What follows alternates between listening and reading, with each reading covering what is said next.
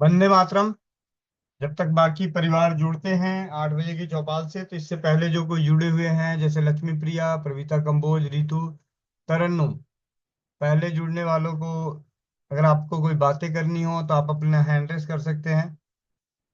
कुछ लक्ष्मी प्रिया महंता, पवित्रा कंबोज, रितु, तरन्नुम, आप में से किसी को कुछ बात करनी हो, पूछना हो, तो आप हैंड रेस कर सकते हैं।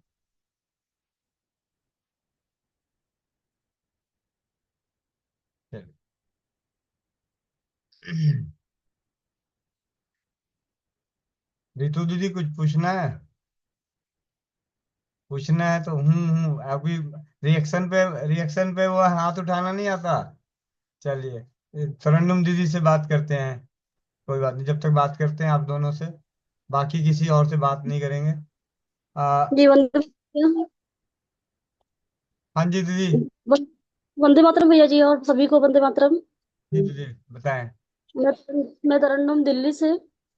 जी दीदी। हाँ, और आप लोगों की मीटिंग लेकर आपसे, मेरी जूम मीटिंग से जुड़कर बहुत फायदा होता है, बहुत सारा प्लास्टिक का उपयोग। मैंने आपको भी भेजा था फीडबैक कि मेरी बहन को कमर में दर्द था 15-20 दिनों से, और बिल्कुल उठा नहीं जाता था उनसे। भाई मतलब जीजा जी मेरे डॉक्टर हैं, वो कहते थे, इतना रोती थी कि इंजेक्शन लगा दें, लेकिन उन्होंने बंधन का उपचार जैसे किया उनको तुरंत आराम मिला, बहुत खुश हुई। और ऐसे मेरे बेटे को दांत में भी बहुत दर्द था। हमें भी विश्वास नहीं होता था कि बंधन से उसे उसके नाखून में अगर हम बांध देंगे रबर तो कुछ फायदा होगा। हम पार्क में थे और अचानक से उसके दांत में दर्द शुरू हो गया, उसने रोना और चिल्लाना शुरू कर दिया। और फिर कुछ समझ में नहीं आया क्या करे, यहाँ पर तो ब्रश भी नहीं है, पेस्ट भी नहीं कि वो मंजन करे, कुल्ला करे। फिर मुझे कुछ समझ में नहीं आया, बैग में मेरे रबर पड़ा हुआ था, और मैंने उंगली में देख कर कि इस दांत में दर्द हो रहा था, इस उंगली वाले में बांध के देखते हैं। और बांधा, 1 मिनट में ही उसको आराम मिल गया। तुरंत वो खुश हो गया, मम्मी तो दांत का दर्द ही सही हो गया। बिल्कुल जादू जैसा काम करता है, अगर वो चीज रबर को बांधे हम सही पॉइंट पर अगर बांध देते हैं तो बहुत ही अच्छा काम करता है। इसलिए महेंद्र भैया को बहुत बहुत धन्यवाद, और आपका भी बहुत बहुत धन्यवाद जो उनको लाए, हम लोगों से मिलाया। तो इस सब चीज़ों से बहुत ही फायदा होता है। इसीलिए मैं कोशिश पूरी करती हूँ कि मैं सारी मीटिंग लूँ और बहुत लोगों को तक इसका फायदा भी पहुंचाऊं। जी भैया दीदी। जी बस एक प्रॉब्लम है, हाँ जी। मेरे चाचा जी जो हैं, एक उनको कैंसर की प्रॉब्लम है, वो उससे पीड़ित हैं, और ऑपरेशन भी उन्होंने करा लिया था, अब रेडिएशन भी करा लिया है। वो बहुत दुखी हैं, अब समझ में नहीं आ रहा उनका क्या किया जाए, अभी उनसे बात हुई थी। जी जी। अभी आज की चौपाल में हम दो तीन चीजों पे थोड़ा थोड़ा बात कर लेंगे। एक तो बात करेंगे, अभी महेंद्र चाचा जी जुड़ेंगे, तो नाभि धरण कैसे ठीक करें और क्यों, कौन कौन से तरीके हैं। देखिए, हर किसी के पास, हमारे भारत में लगभग 7 लाख से ज्यादा गांव हैं, और हर गांव में 4 कोने होते हैं, और हर कोने में एक एक अलग अलग जानकारी मिलती है। इस तरीके से एक समस्या के कम से कम ना जाने तो 28 लाख घरेलू डॉक्टर उपलब्ध हैं। ठीक है। तो इस तरीके की जानकारी के लिए आज तो हम पहले धरण को जानेंगे, फिर थायराइड को जानेंगे साधारण तरीके से, कि हम जो थायराइड से पीड़ित हैं, और आखिरी में और किसी का कोई सवाल ना लेते हुए आप ही के सवाल के साथ खत्म करेंगे कैंसर से। अगर हमारे परिवार में किसी जानकार में कैंसर हो तो हम अपनी समझदारी किस प्रकार दिखाएं। देखिए, हम क्या कर सकते हैं, क्या नहीं कर सकते हैं, क्या रिजल्ट होगा नहीं होगा वो बात अलग है, लेकिन एक परिवार के नाते, एक जानकार के नाते हर किसी का फर्ज बनता है कि अपने जानकारों को, किसी भी, एक पूरी कड़वी सच्चाई है, बहुत ही कड़वी सच्चाई है, कि हम में से किसी के, कोई भी किसी को तकलीफ होती है तो हर कोई राय देता है। तो हमारा भी प्रयास वही है कि हम वो राय ना देके एक सही तरीके से जानकारी इकट्ठी करके उनका हिम्मत और हौसला, एक जानकारी दे देंगे, फैसला सामने वाले का होगा। तो इन 3 पॉइंट पे आज हम बात करेंगे चौपाल में। सबसे पहले नाभि धरण की जानकारी, जो महेंद्र जी के माध्यम से है। उसके बाद दूसरी थायराइड के ऊपर, और तीसरा आपके कैंसर के ऊपर, कि अगर मेरे पास, मैं अपने हिसाब से बात करता हूँ कि अगर मेरे को कोई कैंसर बोलता है तो मैं उससे क्या बातें करता हूँ, क्या कहता हूँ। उसके बाद उसकी समझ है, उसकी जानकारी है। हम उसमें मामले में किसी को, गंभीर समस्याओं में हम किसी की अपना मतलब जो है थोपना नहीं चाहते। चलिए, आपसे बात करते हैं। लेकिन दीदी एक चीज और बताइए, जैसे आपने दांत का फीडबैक दिया, इसमें एक बार वीडियो पे बता सकती हैं कि कौन सी दांत में दर्द था, और आपने कौन सी उंगली को सिलेक्ट किया, जिससे कि और लोगों को ये जानकारी मिल जाएगा। तरन्नुम दीदी कहाँ चली गई, हैंड डाउन करके, हैंड, हाथ दोबारा उठाइए ताकि मैं आपके माइक को अनम्यूट करूं। नजर तो आ रही हो पास में ही। माइक अनम्यूट कर लीजिए। और ये जहाँ पे दर्द था उस वक्त आपकी कोई, आज आपने जो फीडबैक दिया ना, मतलब जो बताया, क्या ये इंस्टेंट रिलीफ है, तुरंत का उपचार हुआ? जी। जी दीदी, जी भैया। बताइए वो कहाँ। दांत जैसे भैया ने बताया था कि ये हमारे 16, दो दो ऊपर दो नीचे, 4 6 8 10 मतलब 12 12 मतलब 16 16 32 दांत बोला था उन्होंने कि ये हमारे 32 दांत हैं। और ये उसकी चौभर लास्ट वाली दांत होती है, चार, दो ऊपर की दो नीचे की। और उसके इस वाले दांत में दर्द हो रहा था, चौभर के बगल वाले में उसके कीड़े लगे हुए हैं, इसमें दर्द हो रहा था। तो इसी में बिल्कुल नाखून के पास में ही मैंने बिल्कुल निचले वाले नाखून में ही उसको रबर को कस के टाइट बांधा हुआ था। तो जिससे उसको बहुत ही रिलीफ मिला था बिल्कुल इस वाले पॉइंट पे। वो वीडियो देखी थी भैया की मैंने, 1 घंटे 17 मिनट की थी, मंदर भैया की, उन्होंने दिखाई थी कि दांत हमारा जो पॉइंट होता है वो उंगलियों में होता है, इस नाखून के बिल्कुल, ये नाखून जो है वो हमारे दांत हैं, बिल्कुल दांत के शेप में होते हैं। तो हमारा ये सामने का दांत हो गया, 4 उंगलियां ये, और 4 उंगलियां इस हाथ की, लेफ्ट हैंड की। तो उसके इस साइड में दांत में दर्द हो रहा था, नीचे वाले दांत में तो मैंने इसी वाले में बांधी थी, उसको तुरंत रिलीफ मिला था। फिर उसके बगल में भी सड़ रहा था, मैंने दूसरी बीच वाली उंगली में भी बांधा थोड़ी देर बाद, जो उसको रिलीफ मिला तो उसको बहुत आराम मिल गया था। तुरंत आराम मिला था, मिनटों भी नहीं लगे थे उसको, मिनट में भी। जबकि उसे कभी भी दर्द होता है तो उसको 1 घंटे 2 घंटे वो झिला ही लेता है दर्द से। सब चीज कर लिया मैंने, कपूर भी लगा के देख लिया था, और सौंठ और वो फिटकिरी भी मैंने उसके पाउडर बना के उसके दांत में भरा हुआ था कि कीड़े मर जाए, कुछ दर्द में आराम मिल जाए। लेकिन वो 2 3 घंटे जब भी दर्द होता है झिलाता ही है। लेकिन उस दिन पार्क में मैंने उससे मिनट भी नहीं लगे उसके दांत के दर्द में आराम होने में। तुरंत वो फिर खेलने कूदने लगा, और हम लोग क्रिकेट खेल के शाम में आए। कल पूरा दिन वही पार्क में बिताया था। जी। जी भैया। जो अभी आपने हाथ दिखाया वो बाएं तरफ का हाथ दिखाया या दाहिनी तरफ का, मुझे तो कहने का मतलब कि जो हमारे दो हाथ हैं, जैसे महेंद्र चाचा जी ने पहली कक्षा में ही बताया था कि इस बात की जानकारी दी थी। हाँ, अब जैसे आपने ये हमारी जो सबसे छोटी उंगली है, सबसे किनारे के दांत है, ये आपका कहने का मतलब यही है। आपकी आवाज बंद हो गई, माइक अभी 1 मिनट दोबारा खोल लिएगा, 1 मिनट। क्योंकि मैं, हम लोग जो सीख रहे हैं, हम आपस में ही बात करेंगे तो हमारे हमारी बुद्धि और खुलेगी, और जब कभी गलती होगी तो फिर हमारे जो चाचा जी हैं, भैया हैं, महेंद्र भैया, वो हमें इसकी राय देंगे। हाँ जी, जी बताइए। ये हमारे 16 16 दांत है, 16 ऊपर के 16 नीचे के, हर उंगली में 2 दांत ऊपर के 2 नीचे के हैं। ये हमारे सामने का फ्रंट का दांत है, और ये हमारी चौबारे लास्ट वाले दांत हैं, ये इस तरफ की, ये इस तरफ की। तो जिस साइड में हमारा दर्द होता है, दाहिने साइड में हमारा दर्द हो रहा है, उसका दाहिने में नीचे वाले साइड में दर्द हो रहा था चौबर की बगल वाले में, तो ये मैंने इसमें रबर बांधा हुआ था कस के। और बिल्कुल नीला पड़ने वाला था तब मैंने खोला था, बस 2 3 4 मिनट के लिए ही बांधा हुआ था। और उसको जैसे रिलीफ हुआ मैंने खोल दिया, उसका नीला पड़ने लगा था। बिल्कुल नाखून के कॉर्नर कॉर्नर में ही बांधते हैं, नाखून के बिल्कुल नाखून पे ही, नीचे वाले नाखून पे। जी, बहुत बहुत धन्यवाद दीदी। आज आपके माध्यम से साधारण तरीके से, और बहनों को, परिवारों को, और चौपाल के सुनने वाले भाइयों को, जो परिवार चौपाल को ऑनलाइन सुन रहे हैं, उन्हें भी इस चीज की जानकारी मिल गई होगी कि दांत दर्द अगर आपके पास हो रहा है और उस वक्त कोई भी उपचार नहीं है। ऐसे दांत दर्द के अनेकों उपचार हैं। आप ये चबा लीजिए, लौंग का कुल्ला कर लीजिए, फिटकिरी ले लीजिए, अमृतधारा लगा लीजिए, मैजिक वेल लगा लीजिए, होम्योपैथी की दवा ले लीजिए। लेकिन जब कुछ भी नहीं है तो रबड़ से आप बांध के अपने कष्ट को दूर कर सकते हैं। अब इसमें दीदी के केस में 100% रिजल्ट मिला है। किसी को नहीं भी मिल सकता है, मिल भी सकता है, इसमें कोई दो राय नहीं। लेकिन करने में क्या जाता है, बाबूजी का खेत तो नहीं बिक रहा। और सबसे बड़ी बात है इंस्टेंट। अब कहते हैं कि नहीं ये। यहाँ पे बात कर रहे हैं कि अनुभव हमें मतलब टाइम टेस्टेड करके देना चाहिए, लेकिन बात यह है कि अगर मुझे अभी दांत में दर्द हुआ था और मुझे दवा खानी पड़ती, कोई उपचार करना पड़ता, और ये इस उपचार को करके उस वक्त दवा खाने से बच गए, दूसरे उपचार करने से बच गए, तो इसमें इसे बताने में कोई गुनाह नहीं होना चाहिए मेरे हिसाब से। अभी क्योंकि पिछले कुछ दिनों से हमारे चौपाल के जरिए ही ये बातें चल रही थी कि हमें जल्दी में फीडबैक नहीं देना चाहिए। लेकिन भाई जब जल्दी में ही उसी वक्त रिजल्ट मिला है तो उस बात को बताने में क्या गुनाह है? खास करके जब जब किसी भी तरह का कोई आपका खर्च नहीं लग रहा, निरापद है।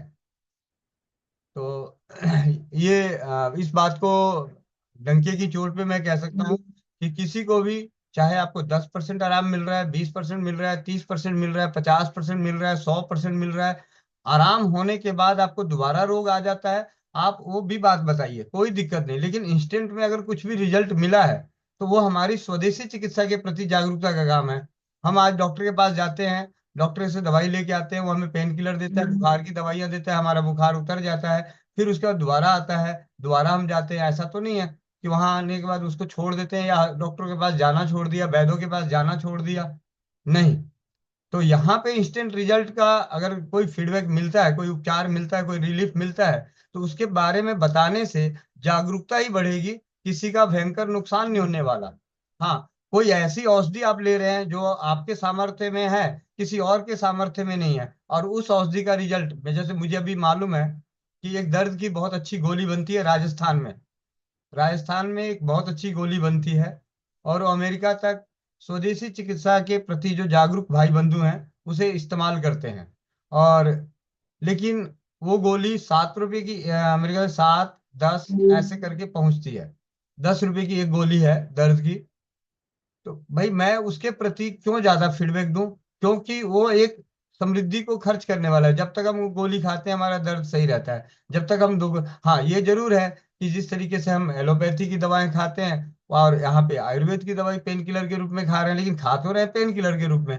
लेकिन हाँ, उन लोगों के लिए सही है जिनको दवा चाहिए, दवा अफोर्ड कर सकते हैं, तो उनके लिए वो, उनके लिए वो फीडबैक हो सकता है, लेकिन हम उसे भी नहीं बताना चाहते। कारण क्या? क्योंकि वहां पे सेम वही कंडीशन है, दवा यहाँ भी खाओ, दवा वहां भी खाओ। इस दवा में, वहां की एलोपैथी की दवाओं में तो फिर भी इस बात की 100% सत्यता होती है कि उन्होंने कौन से कॉम्बिनेशन को बनाया है, उसके अंदर कितनी परसेंटेज की मात्रा डाली हुई है, ये पूरा लिखा हुआ रहता है। लेकिन जो आयुर्वेद की दवाएं हैं, जो आम वैद्य जन बनाते हैं, उनमें क्या मिलाया है, कैसे मिलाया है, उसकी 100% सत्यता नहीं है। इस मंच के माध्यम से आयुर्वेद के प्रति ये निगेटिविटी की बातें मैं बता रहा हूँ, ये अपनी सोच से, 8 साल के समझ से बता रहा हूँ कि अगर कोई वैद्य कुछ आपको देता है तो आपको ये नहीं मालूम कि आप क्या खा रहे हो, लेकिन अगर एलोपैथी आपको कोई देता है तो आपको ये मालूम है कि वो आपको क्या खिला रहा है। कम से कम वो लिखित रूप में है, उसकी कॉम्बिनेशन। दवा बनाने वाली कंपनियां आगे पीछे कर दे, उसमें कुछ 19-20 करे, वो अलग बात है, उसके केमिकल फॉर्मेशन, लेकिन जो लिखा है, कम से कम लिखा तो है कि मैंने ये चीजें मिलाई है। वहां पे तो लिखा भी नहीं होता कई जगहों पे। तो इस सद्बुद्धि की बातें मैं कर रहा हूँ, ये बातें। अब हम समय ज्यादा ना लेते हुए, मैंने ये किया था कि जो पहले जुड़ गए थे 5 मिनट पहले, तो मैंने ये चीजें आपको, आपके साथ रखी। अब हमारे बीच में महेंद्र भैया से मैं चाहूंगा कि आज सुबह की, दोपहर की कक्षा में, बंधन कक्षा में, जो नाभि धरण गिरने की जो समस्याएं थी, नाभि के ऊपर जो आपने किया था, बता रहे थे उपचार, पहचानने के तरीके और उपचार, उनको प्रैक्टिकल वीडियो करके दिखाया जा सकता है, तो हमारी समझ और बनेगी। बाकी अभी 3 हैंड रेस और हैं। अमित प्रियंका, लक्ष्मी प्रिया महंता और मीना रानी, इन तीनों के ही हैंड रेस लिए जाएंगे, इसके अलावा किसी और के हैंड रेस नहीं लिए जाएंगे। आप लोग, उसके लिए, असुविधा के लिए माफी चाहता हूँ, लेकिन चौपाल लगेगी जरूर, हर दिन लगेगी। जी, महेंद्र चाचा जी, महेंद्र भैया जी, मेरे को तो ये मोनिका बहन ने फंसा दिया बुरी तरह से। जी, माइक अनम्यूट कीजिए, आप को होस्ट हैं, आप अपने आप के अपने माइक को अनम्यूट कर सकते हैं। कर दी। वंदे मातरम सभी को। आज आप लोगों को जो सुबह में बताते बताते कुछ बताए कुछ नहीं बताए, फिर से हम वहीं पर से शुरू होते हैं। मैं जो सबसे पहला चेकअप करता हूँ धरण की, धरण का ही आज का विषय है। धरण से संबंधित ही आज जितनी भी बातें होगी कोशिश करूंगा उसी पर चलने की, देखता हूँ कहाँ तक मुझे सफलता मिलती है। पहला जो मेरा चेकअप है, 1 मिनट, 1 मिनट, चाचा जी, मैं ये देख रहा हूँ कि आप आंख नजर क्यों नहीं आ रहे हैं, मुझे नजर क्यों नहीं आ रहे हैं। मैं आपको स्पॉटलाइट पे भी लेके आ रहा हूँ, महेंद्र प्रसाद बर्णवाल को होस्ट बना हुआ है। इनको बनाने के बावजूद भी आप स्पॉटलाइट पे नजर नहीं आ रहे हैं, स्पॉटलाइट पे। आपका हैंड रेस अब हैंडरेस, हम हैंड रेस किए हुए भी है। हैंडरेस तो नहीं है हाँ, आप। किए हुए हैं। हैंडरेस में या तो मेरे जी एंड, किए भी है। या तो मेरे एंड से नेटवर्क की दिक्कत है, पीछे से देर से आ रही है। आप कंटिन्यू कीजिए, कोई दिक्कत नहीं। हाँ, अब आ गए, अब आ गए। जी।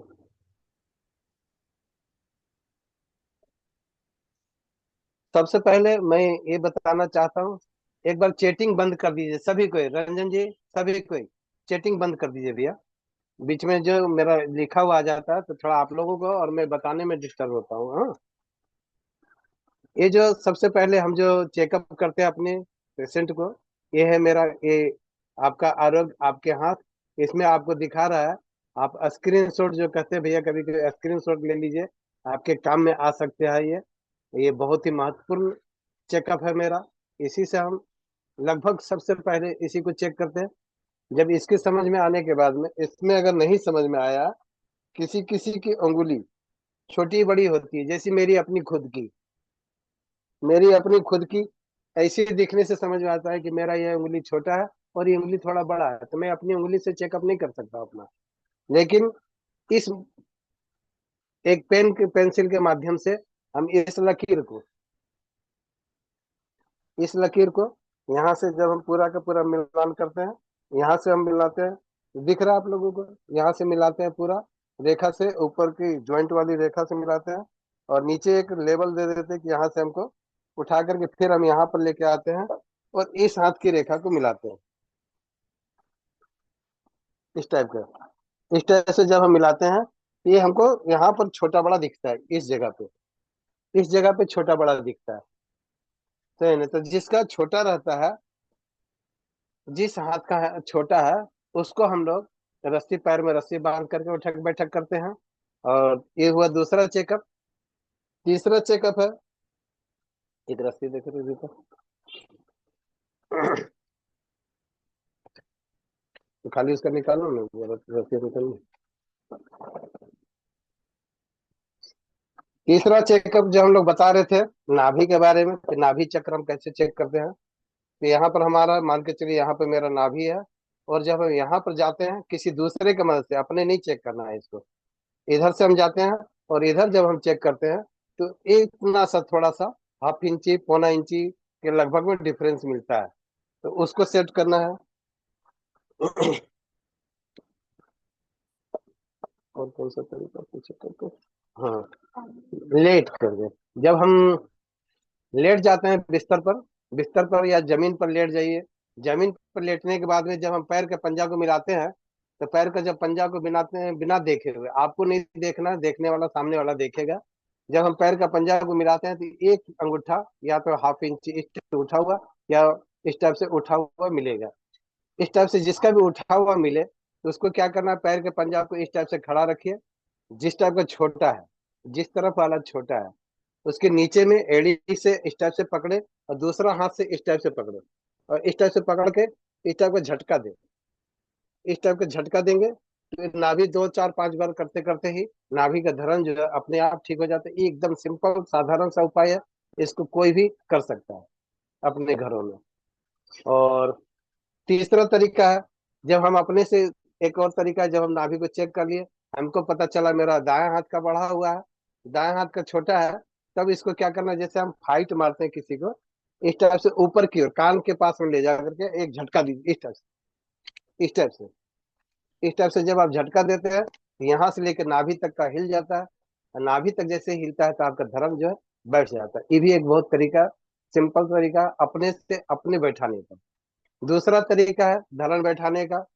ये जो चेकअप का तो तरीका चार बताया, एक तरीका ये है, इस टाइप से अपने बांह के पास में अपने हाथ को रखे इस टाइप से, और अपने अंगूठा को इस टाइप से रखे, इस टाइप से करके इसको आप बांह कंधा की ओर ले जाइए, झटका मारिए पूरा, इस टाइप से पूरा जोर से झटका मारिए।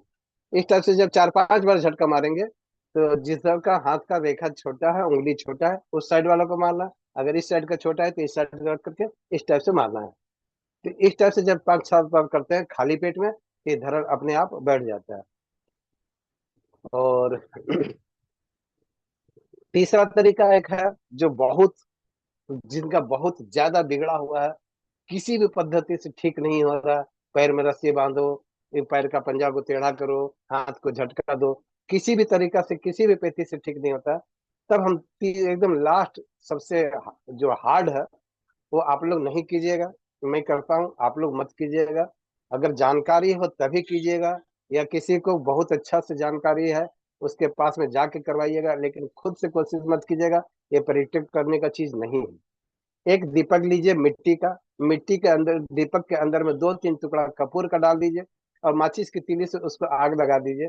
और आग लगाने के बाद में नाभि के बीच में उस दीपक को जलता हुआ रखिए। और एक भारी लोटा, हम लोग के यहाँ कांसा का लोटा होता है जो काफी भारी होता है, एक का वजन लगभग 500 700 800 ग्राम का होता है।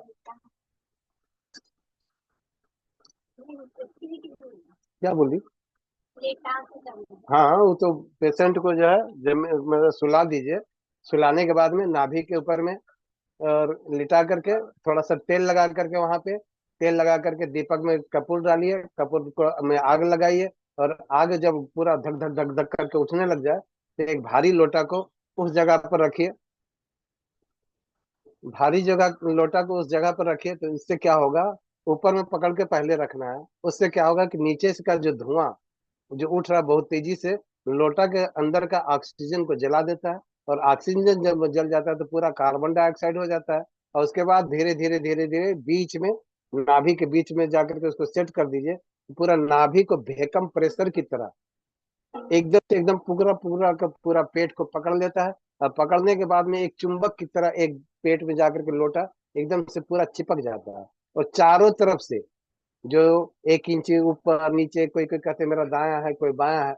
मैं वीडियो कॉल के माध्यम से ये कभी किसी को बताना नहीं चाहता, क्योंकि ये कुछ भी होने की संभावना है, डर है थोड़ा सा। इसके लिए कि भाई जैसे चल रहा चलो, मैं ये बताना किसी को नहीं चाहता। लेकिन यहाँ पर मैं बता रहा हूँ कि इन्हीं को, आसपास के आप लोगों के पास में कोई बुजुर्ग है, हो सकता है उनको ये अनुभव हो। फिर जब ये भेकम की तरह पकड़ लेता है, पकड़ने के बाद में एकदम लोटा को आप इस तरह से उठाइए तो लोटा पेट के साथ में ऊपर उठता है, एकदम से चिपक जाता है वो। जब कुछ मिनट के बाद में लोटा को थोड़ा इधर उधर ऐसे ऐसे घुमाइए तो घूमता नहीं है, खाली पेट को घुमाता है, पेट में चिपके चिपके घूमता है। जब इस टाइप से घूमता है उसके बाद नाभि अपने जगह पर आ जाता है। और जब नाभि अपने जगह पर आ जाता है तो एक उंगली दाबेंगे जैसे लोटा के बगल में, तो ये भक्त से खुल जाता है। अंदर में जैसे हवा जाता है और वो खुल जाता है। वो लोटा को हटा के अलग कर दीजिए, उसके नाभि के धड़कन में अंगूठा रख करके या एक उंगली रख करके उसको चेक कीजिए। चेक करने से पता चल जाता है कि धड़कन अब बीच में आ गई है। अब क्या करना है, एक पतला गमछा, या जो बच्ची लोग जो दुपट्टा पहनती हैं, महिलाएं भी दुपट्टा पहनती है, उस दुपट्टा को पीठ के बीच से लेकर के, पूरा का पूरा पीठ के बीच से लेकर के नाभि तक लेकर के आना है। और नाभि के पास में उसको पूरा टाइट, मतलब ना, पहले तो गमछा को पूरा लपेट करके एक रस्सा की तरह बना देना है, मोटा रस्सी की तरह हो जाए।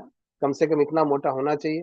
इस टाइप का जब वो मोटा हो जाता है गमछा और या आपका दुपट्टा, फिर अंदर से पार करके उसके नाभि पर एक गांठ लगा करके पूरा टाइट, मतलब जितना टाइट आप कर सकते हैं उतना टाइट कर दीजिए। टाइट करने के बाद में पूरा उसको फिर ऊपर का जो दो छोर होता है, दोनों छोर को लपेट लपेट करके, पूरा से लपेट लपेट करके उसको अमेटते जाइए, अमेटते जाइए, पूरा पेट को टाइट करते जाइए। और फिर अमेट करके नाभि के पास में, अगर ऊपर की तरफ धड़कन था तो ऊपर की तरफ से, नीचे की तरफ से धड़कन था तो नीचे की तरफ से, उस गोलाकार जैसा एक बना करके, एक मोटरी पोटली की तरह बना करके नाभि के ऊपर अथवा नीचे से घुसा करके नाभि के बीच में उसको सेट कर दीजिए। नाभि के बीच में जब ये सेट हो जाता है, फिर आप उसको थोड़ा सा सहारा दे करके, गर्दन से पकड़ करके इस तरफ से सहारा दे करके बीच में उठने का मदद कीजिए। और पूरे पेट को कहते हैं चुक्कू मुक्कू होकर के बैठना, पूरा घुटना को मोड़ करके दीवार के किसी कोना में उसको बैठा दीजिए, या पलंग के किसी कोना में उसको ले जा करके बैठा दीजिए। कोना में पैर उकड़ो होकर के बैठा रहता है। उसके बाद उसको पानी के लिए पानी दीजिए, नाश्ता करने के लिए दीजिए। आराम से जब वो खा ले बढ़िया से, जब वो 1 आध घंटा बीत जाए, इस तरह से करने के बाद उसके ये जो आपने जो तौलिया अथवा दुपट्टा कोई भी बांधा, कुछ भी बांधा है, उसको आप खोल दीजिए। ये आधा 1 घंटा के बाद, खाना खाने के आधा 1 घंटा के बाद उसको खोल दीजिए। चाहे उसको जो तकलीफ हो रहा है होने दीजिए, कुछ नहीं होता है, कुछ भी नहीं होगा। उसको बस खोलिए, खोलने के बाद में आराम से उसको फिर आप उसको कुछ घंटा अगर वो उसी स्थिति में बने ना, हमको ठीक लग रहा है, कोई दिक्कत नहीं, हमको कुछ दिक्कत नहीं है, तो फिर उसको जब ये बैठ जाता है, बैठ जाने के बाद में उसको अगर वो और आधा एक घंटा रहना चाहे तो उसको इसी स्थिति में रहने दीजिए। कोई हड़बड़ी करने की जरूरत नहीं है। और इससे एक दिन में भयंकर से भयंकर नाला का उखड़ा हुआ, जो कहते हैं कि किसी भी रूप से ठीक नहीं होता, वो एकदम से एकदम इस पद्धति से ठीक हो जाता है। और उसकी बहुत सारी परेशानी मेरे साथ में खुद हुआ था। ये बहुत पुरानी घटना है मेरे साथ का। और उस वक्त मैं काफी परेशान हो गया था। और सच जानिए, मैं भी उसी विचारधारा का व्यक्ति हूँ कि कुछ भी हो जाए, एक बार तो डॉक्टर के पास नहीं जाऊंगा, चाहे जो हो जाए। मेरी कमर दर्द इतना भयंकर हो रहा था, कमर दर्द, कि मैं पूरा झुक करके एक वृद्ध व्यक्ति की तरह मैं चल रहा था। और उस वक्त उम्र मेरी रही होगी, आज से लगभग ये 20 साल पुरानी बात है। उस वक्त लगभग लगभग मैं 40-42 साल का रहा हूँगा। और उस वक्त मेरी यह परेशानी आई थी। और मैं एक व्यक्ति के द्वारा अपना, यहाँ से 15 किलोमीटर दूर मेरा, 13 किलोमीटर दूर मेरा घर पड़ता है, मौहदा बाजार जगह। मैं उस जगह पर गया। वहां पर लखन रवानी बोल करके एक व्यक्ति थे, और उनके बेटे से मेरी बचपन की पुरानी बहुत गहरी दोस्ती थी। और आज भी वो दोस्ती मेरे साथ में है। मैं उनके यहाँ गया, चाचा जी को बताया, चाचा जी मेरे साथ में ये परेशानी हुआ है। उन्होंने मेरा नाभि का धड़कन देखा, धड़कन को देखा, वो तरी बाप रे बाप, बहुत बहुत जबरदस्त हो गया, बिना लोटा का कोई उपाय नहीं है। तो उनके पास में कपूर नहीं था। उन्होंने एक नमक की पोटली बनाई, लगभग लगभग 100 ग्राम नमक को सूती कपड़ा में डालकर उसकी उसी कपड़े से उसको गांठ मारा। और गांठ मारने के बाद में चाचा जी ने सरसों के तेल में उसका ऊपर वाला भाग को डुबाया, और जो कि पूरा बत्ती की तरह, लो की तरह बना हुआ था, बनावट उसका हो गया था। अब जब उसमें आग लगाया माचिस की तीली से, तो मेरे चाचा जी क्या कर रहे हैं, मतलब तुम आराम से अभी लेटे रहो, लेटे रहो तुम। हम लेटे रहे उसके पलंग पर। उसके बाद वो लोटा, एक ठो बड़ा सा लोटा लेके आए, लगभग हमको लगा 1 किलो के कम से कम वो नहीं होगा वजन उसकी। वो ला करके मेरे ऊपर में रख दिया, लोटा के ऊपर में। और पूरे पेट को पूरा सोट करके, थोड़ा सा पेट को इधर उधर से करके लाया, उसका लोटा को बैठा दिए। बैठाने के बाद में कुछ देर के बाद में फिर वो ऐसे ही उखाड़ दिए, लोटा को हटा दिए। फिर वो धरन चेक किए, बता हाँ ठीक हो गया। फिर मेरा दोस्त जो राजेंद्र था, उसको बुलाया, फिर आओ एक तो गमछा लेकर के आओ। फिर वो गमछा लेकर के आया, और मेरे पेट के नीचे से बांध करके पूरा टाइट एकदम बांध दिया। और ये घटना था सुबह का 9 बजे का। और वो बांध करके हमको छोड़ दिए। फिर मैं उस दोस्त के यहाँ ही, उन्हीं के यहाँ रोटी सब्जी खाया उनके यहाँ। और उसके बाद हमको बोला, अब चाचा, तो बोले कि हाँ ठीक है जाओ। मतलब 1 घंटा 1.5 घंटा करीब कर हम तो उन्हीं के यहाँ रह गए, बल्कि शायद 11 बजे तक, 9 से 11 बजे तक हम उनके यहाँ रह गए थे। फिर वहां से निकले, अपने घर गए। और मेरे पेट में ही तौलिया बंधा हुआ छोड़ दिया, नहीं नहीं तुम घर जाके खोलो, जाओ हरना में जाके खोलना, अभी फिर जाते जाते तुम्हारा हो सकता है हिल जाएगा ना भी, तो फिर यही स्थिति में चला जाएगा। और विश्वास जानिए, तो बांधते बांधते ही हमको ऐसा लग रहा था 25%, 30%, 40%, 50%, इस टाइप का मेरा आराम होना शुरू हो गया था। भयंकर कमर दर्द, जो एकदम बुढ़ापा जो कहते हैं ना, कमर झुका के चलने वाला, वो कंडीशन था मेरा। और वहां से जब मैं अपना घर गया, दोस्त के यहाँ से घर गया, तो मैं पिताजी को बहुत मुश्किल से पैर छू करके प्रणाम किया। तो पिताजी देखे, तो "अरे, अरे, अरे, क्या हो गया, क्या हो गया"। बड़ा मतलब उसको बड़ा अजीब लग रहा है कि किस तरह से बूढ़ा जैसा पैर छू रहा है भाई। तो मैंने को कमर में मेरा बहुत जबरदस्त दर्द है। अरे, तो हॉस्पिटल काहे नहीं गया, डॉक्टर के पास में क्यों नहीं गया, मतलब पूरा डांटने जैसा बोलने लग गया। मतलब वहां रहता है, अकेले रहता है, मतलब नहीं नहीं ऐसा कुछ नहीं, अब ठीक हो रहा है, अभी अब हम ठीक हो जाएंगे, आज हमारा ठीक हो जाएगा। मतलब गजब, तुम लापरवाह है, मतलब बहुत लापरवाही करता है, इस टाइप का क्यों करता है, हॉस्पिटल जाना चाहिए, डॉक्टर के पास जाना चाहिए। तो हम बोले, पिताजी इसके डॉक्टर के पास में इसका इलाज नहीं होता। अच्छा, तुम्हारा कमर दर्द का इलाज नहीं है डॉक्टर के पास में? तो बोले कि नहीं, जो परेशानी हमारा था उसका इलाज नहीं है। तो बोले चलो ठीक है, अभी कैसा लग रहा है? हम लगा अभी ठीक है, बहुत आराम है, हमको लग रहा है 50% से ज्यादा आराम हो चुका है। और घर जाते जाते तक हमको उम्मीद है कि हम ठीक हो जाएंगे। भाई, मैं तो बंधे बंधे अपने दोस्त, एक दोस्त था पिंटू, उसके साथ में मैं गया था अपनी गाड़ी से।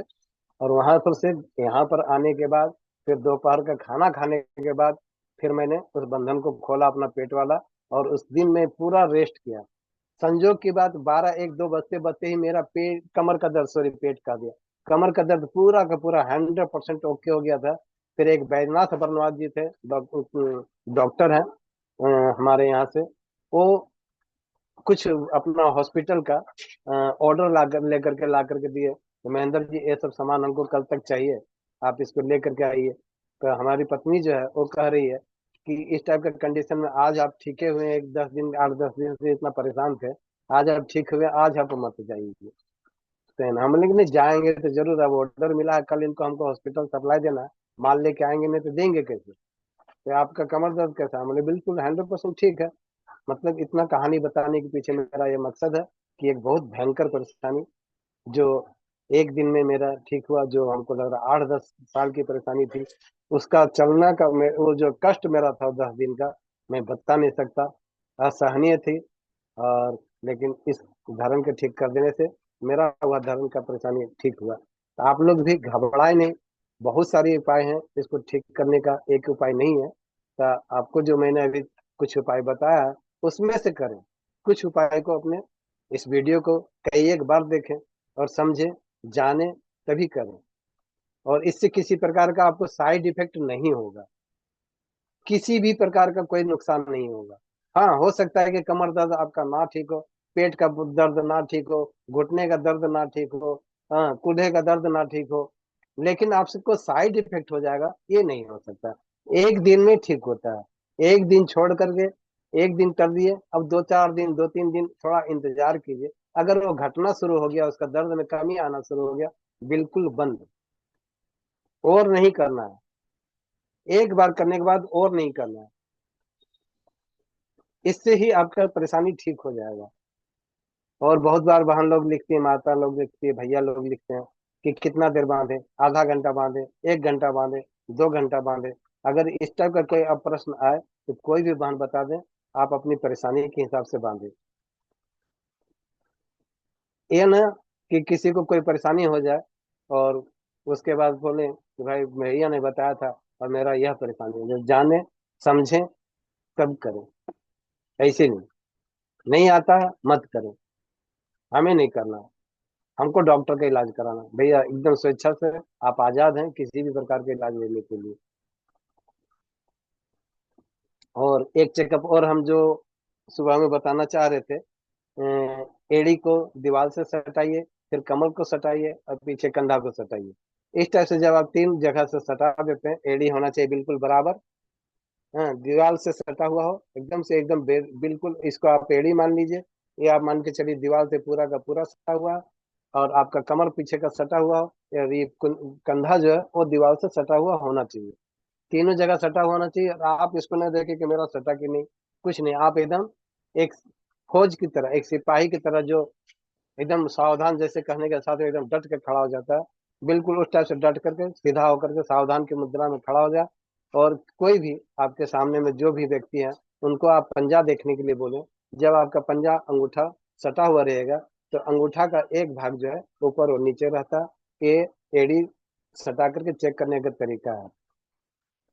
अगर आपका जो एड़ी सटा हुआ है, इसको बैठाने का और एक तरीका है, जिसका जो मान के चलो जो पैर का अंगूठा छोटा है, ये पैर का मान लो बायां पैर का छोटा है या दाहिना पैर का छोटा है, जो भी छोटा या बड़ा है, उस पैर को क्या करो, कस कर जैसे किसी को हमको लात मार रहे हैं, किसी कुत्ता को या किसी व्यक्ति को खूब जोर जोर से एकदम पूरा ताकत लगा लगा करके मारे, इतना जोर जोर से पेट का झटका दें कि ये पैर जो है आपके नाभि को हिला दे, इस टाइप से हिल जाए, पूरा एकदम लगे कि पूरा हिल गया। सेम अगर दाहिने पैर में है तो दाहिना पैर को झटका मारे, एकदम से पूरा हिल जाए नाभि तक। इस तरह से जब आपका हिल जाता है तो आपका नाभि केंद्र अपनी जगह पर पूरा का पूरा आ जाता है। जैसे आपको महसूस हो जाए कि हाँ, फिर से आप वही सट करके आप चेक कर लीजिए, दीवार से सटिए, आप अपने अंगूठे को चेक करवाइए, देखेंगे कि आपका लेवल जो है पूरा का पूरा मिल जाता है। जैसे आप यहाँ पर हम मिलाते हैं कि यहाँ से लेकर के एक चंदाकार की तरह यहाँ तक जाएगा, यहाँ से यहाँ तक पूरा राउंड बन जाएगा। अन्यथा अगर नहीं बैठेगा तो फिर अंगूठा आगे अथवा पीछे दिखेगा। ये है मेरा आज का जो बताना था धर्म से संबंधित, तो मैंने आपको बताया। हो सकता है कुछ शब्द आगे पीछे हो गया होगा, कुछ बात आपको समझ में नहीं आई होगी।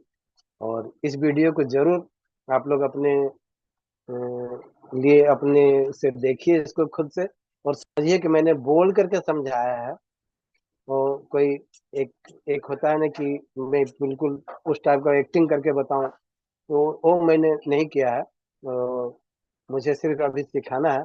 देखिए कितने को क्या बात समझ में आई है, और जिस टाइप की बात समझ में आए पहले अपने में प्रैक्टिकल करें।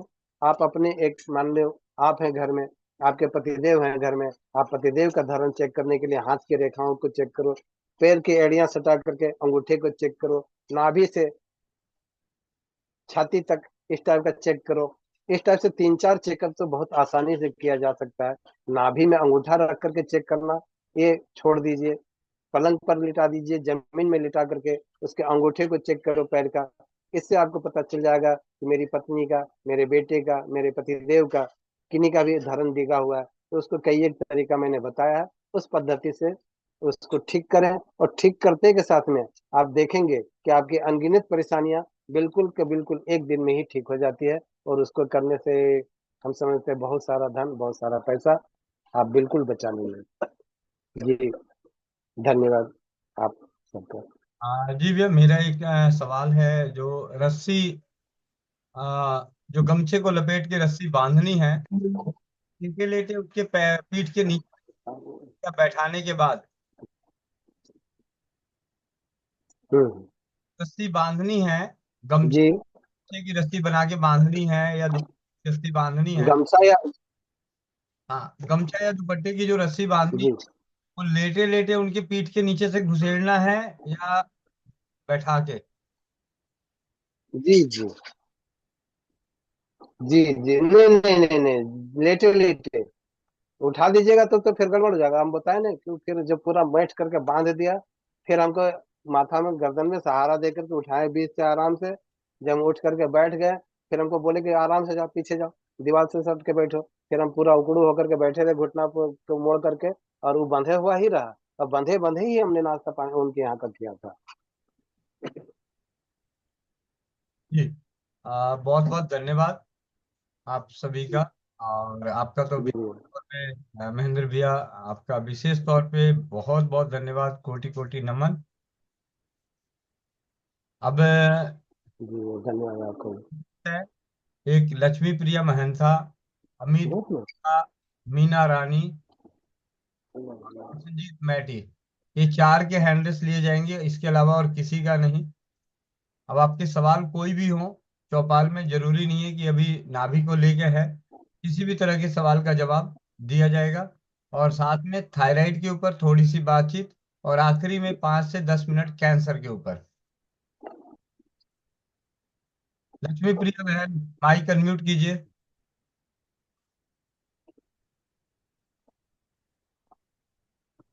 लक्ष्मी प्रिया महंता बहन, माइक अनम्यूट। वंदे वंदे मातरम भैया।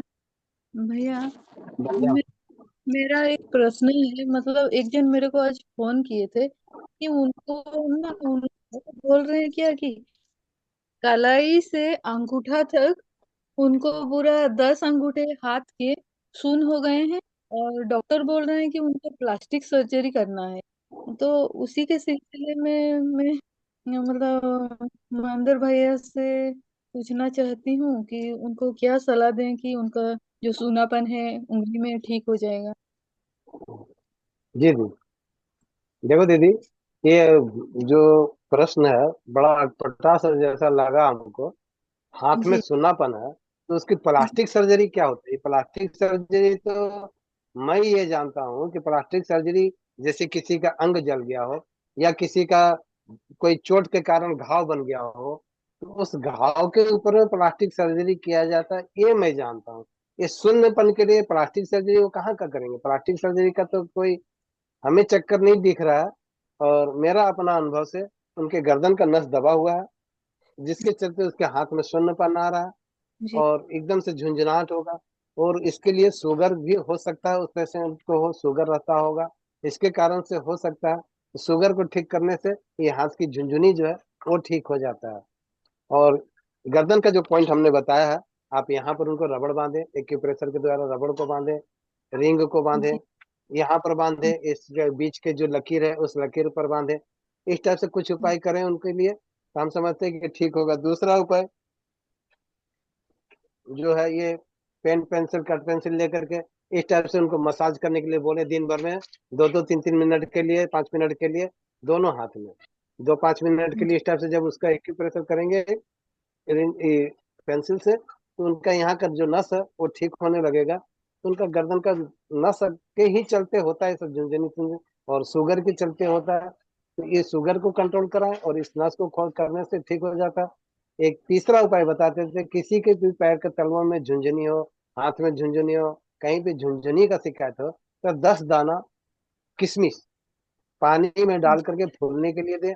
जब ये फूल जाए तो इसको निकाल के खा लें दूध के साथ भी। अगर इसको सिझा करके खाते हैं, 10 दाना, 12 दाना, 15 दाना, तो इस टाइप से 10-15 दाना सुबह, 10-15 दाना शाम को, इस टाइप से जब करने लग जाते हैं तो उसको एक जो विटामिन की, जिस विटामिन की कमी है, तो किशमिश के चलते, किशमिश के द्वारा पूरा हो जाता है। फिर उसकी झुंझुनी की समस्या जो है बिल्कुल ठीक हो जाती है। कुछ दिन करना पड़ सकता है, और एक्यूप्रेशर का मदद लेंगे तो बहुत कम समय में ठीक हो जाएगा ये। जी भैया, जी भैया, धन्यवाद। धन्यवाद दीदी। अमित, अमित प्रियंका। नमस्ते भैया। नमस्ते बेटा।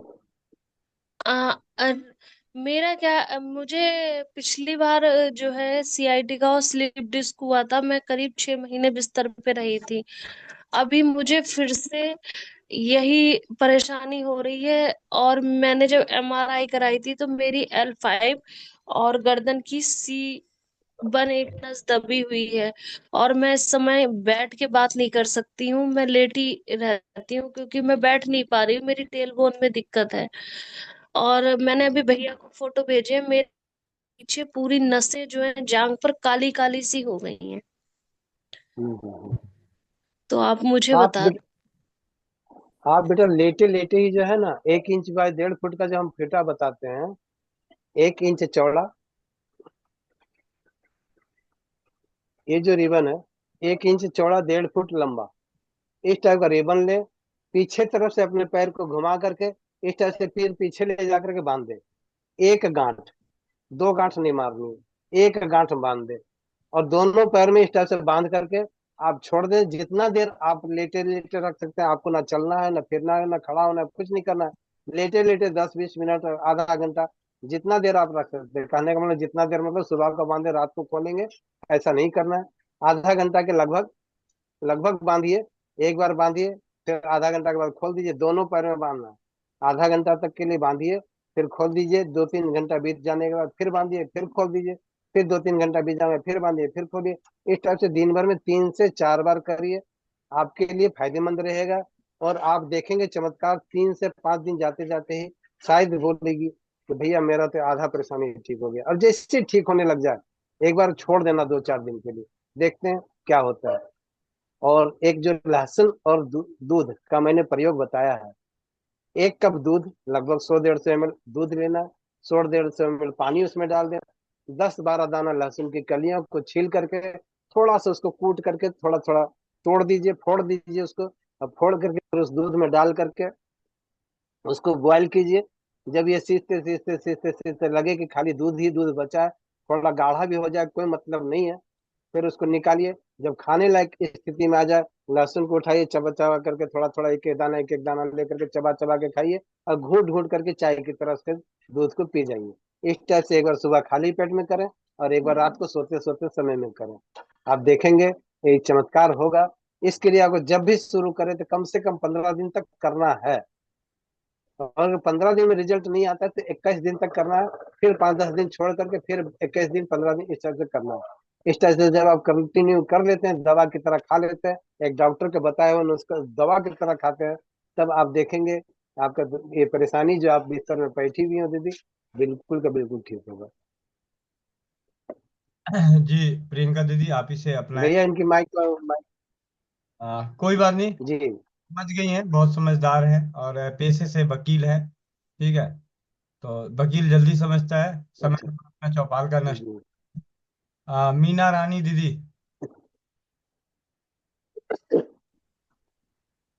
वंदे मातरम भाई जी। धन्यवाद। भाई जी मेरी बेटी है, उसके हमने टेस्ट करवाए तो उसको कोई शरीर में वो लिख रहा वायरस। उसको वायरस प्रेगनेंसी दिख रहा नहीं। हाँ जी। है? क्या परेशानी है ये बताओ दीदी, वायरस छोड़ो, परेशानी क्या हो रही है वो बताओ। परेशानी तो उसको बच्चा नहीं ठहरता जी। पहले ठहरे उसको 3.25 महीने का मिसकैरेज हो गया, अब की बार 2 महीने का मिसकैरेज हो गया। तो हम्म, अब टेस्ट करवाए, इसको 16-17 हजार के टेस्ट कराए, वो बाहर रहा जी लंदन। अब आई हुई थी 8 दिन के लिए। जी। तो गोविंद भाई का भी नंबर दिया, वो शायद कल फोन भी करे गोविंद भाई को। नहीं, एक वीडियो है इससे संबंधित, बहुत बढ़िया वीडियो हमारा ग्रुप में डाला हुआ गोविंद भैया के द्वारा। और हाँ उस जी। वीडियो को आप देखिए दीदी, आपको इसका पूरा का पूरा शंका समाधान हो जाएगा। आप उसको कीजिए, हम समझते हैं कि पूरा का पूरा आपको लाभ होगा भी। और ये जो गर्भपात हो जा रहा है बार बार, वो एकदम से एकदम ठीक हो जाएगा। उसको रूमेला रूमेला वैक्सीन बताई जी, कोई बोला ये लगेगी तब वो नहीं, वैक्सीन वो वो। आप जानते हैं भाई, वो हमको मालूम नहीं है। हमको वो मालूम नहीं है, मैं जो जानता हूँ वो बता पाऊंगा। उनकी वैक्सीन वो जाने। वीडियो किस स्वस्थ समृद्धि उससे मिल जाएगी जी, यूट्यूब से। जी मिल जाएगा, भैया के द्वारा मिल जाएगा आपको। जी जी। स्वस्थ समृद्धि परिवार में आप सर्च करेंगे, देखते जाएंगे। हाँ जी। गोविंद भाई आप, मैंने वो आप पे रिपोर्ट भी भेज रखी है अपनी बेटी की, गोविंद भाई। और मेरी बेटी भी आपसे बात पर्सनली बात करेगी, वो कल शायद फोन करे आपके पास। ठीक है, 7 बजे के बाद 7 बजे के 7 से 9 में करा दीजिएगा, क्योंकि उसके बाद अभी मेरी व्यस्तता थोड़ी ज्यादा है। शाम को। सुबह, सुबह के शाम को जी। सुबह के समय, सुबह के समय सुबह के समय तो वहां तो मैं मरते 5.5 घंटे पीछे है जी, उस टाइम तो उनकी बहुत रात हो ही रहेगी। करा दीजिएगा। ठीक है, ठीक है। हाँ। हाँ जी। कभी भी करा दे, किस तो। कभी भी करा देना दीदी। ठीक ठीक है भाई जी। सुरेंद्र भैया, वंदे मातरम, 1 मिनट अभी। होल्ड कीजिएगा भैया। सुरेंद्र भैया, 5 मिनट आप होल्ड कीजिएगा। 5 मिनट, 1 मिनट नहीं, 5 मिनट। एक सवाल और लेके आपसे बात करनी है। आपसे ही बात करते हुए चौपाल लग रही है, चौपाल पे आपकी आवाज को सुनानी है। ठीक है, तो 5 मिनट आपको और सुनना पड़ेगा हमें। प्रसन्नजीत भाई, गोविंद बोल रहा हूँ भैया। हाँ जी, हाँ जी। वंदे मातरम में आप पाँच बनवाता हूँ। 5 मिनट का समय दीजिए सुरेंद्र भैया। हाँ जी, प्रसन्नजीत भाई। जी गुरुजी, मेरा भांजे का वो 6 साल का है, उसका बुखार जो है टाइफाइड हो गया है। तो बात हो गई है, अभी।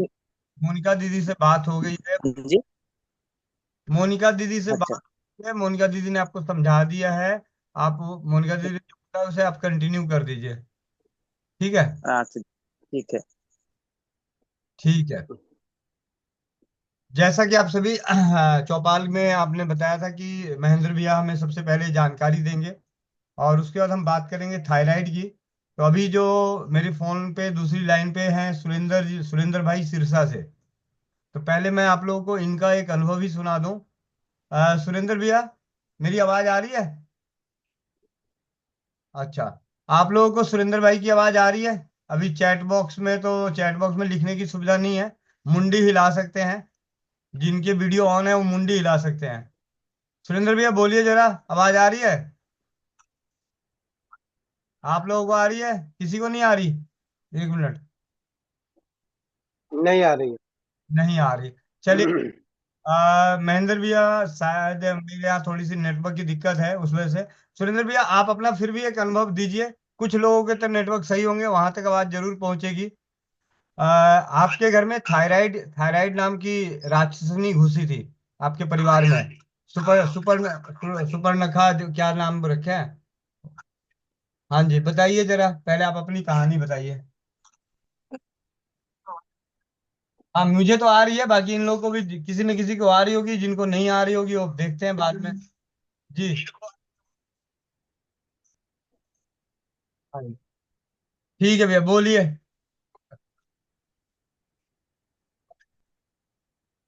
93 93 तब से उसको थायराइड की बीमारी थी। तो वो गोली खाती थी, तो जाती होगी, के बाद हम सत्ता आ गए।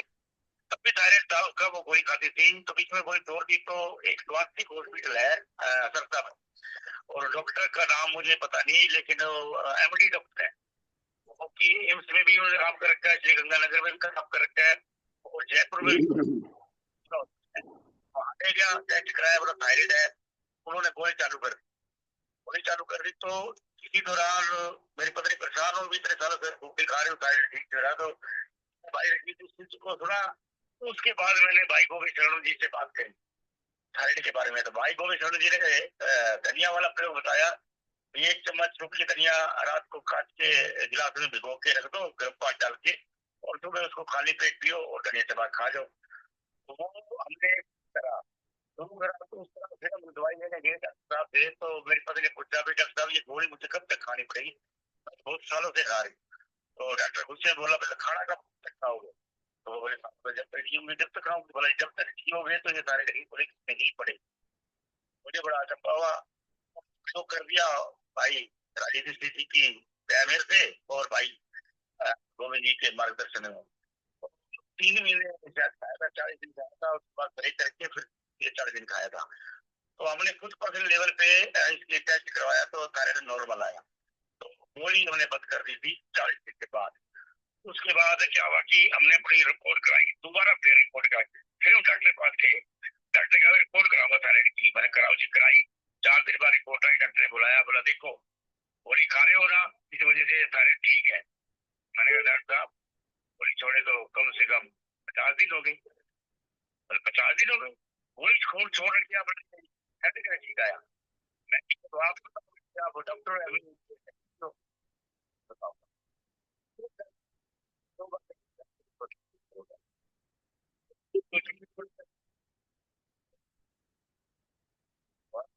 होना क्या हम दवाइयों की बात करें, उसके बाद 6 महीने बाद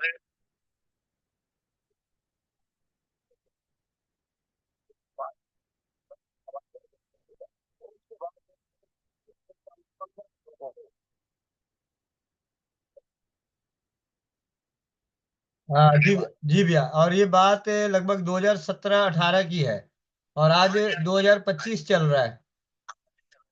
दोबारा ये घर में आए, रिश्तेदार आए दोबारा?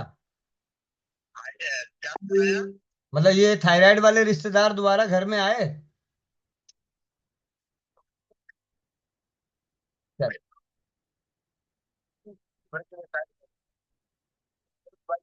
बहुत बहुत धन्यवाद। तो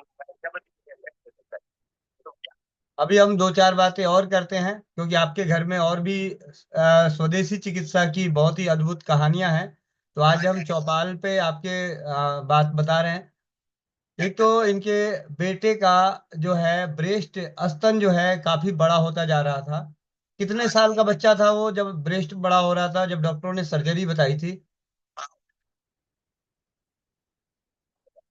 11 साल का। और 11 साल के बच्चे का ब्रेस्ट ऐसा था जैसे वो 14, 15, 16 साल की लड़की हो। भैया, अब वो लड़का आपका कितने साल का है? 17 साल का है। ब्रेस्ट बड़ा हो गया, छोटा हो गया? ठीक है। और मेरे बच्चों की हाइट बढ़ाने के लिए मैंने आपसे पूछा था, तो आपने शायद चंद्रचूड़ और एक चीज और कौन सी बताई थी? वो मैं भी उसी पे बात कर रहा था, तीसरा फीडबैक आपके यहाँ से वही है। इनके दोनों बच्चे हरियाणा के स्टेट लेवल के स्पोर्ट्स में हैं, ऐसा ही है?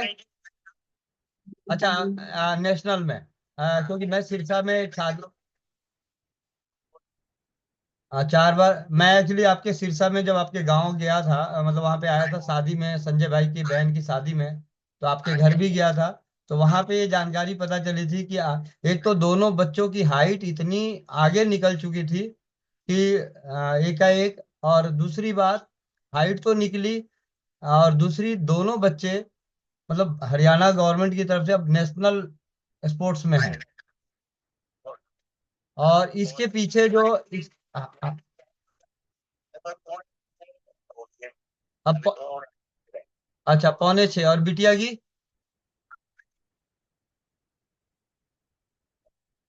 पौने 6 से कम। और इनकी माता जी कितने हाइट की हैं, और आप कितने हाइट के हो?